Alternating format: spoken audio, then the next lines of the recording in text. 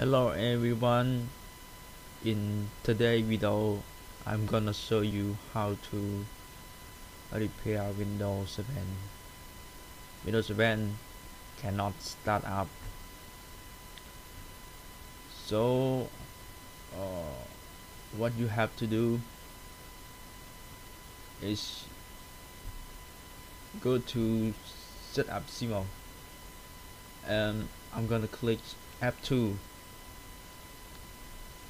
and now I'm go to Drive, SATA option, and I'm gonna click Legacy and then apply save, and now you can restart the computer right now. You click F1 to continue. You choose start normally,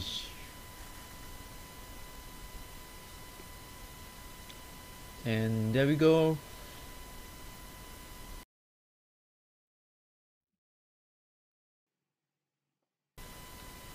It's working right now.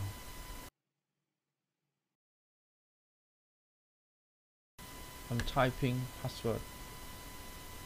Okay, it's working again.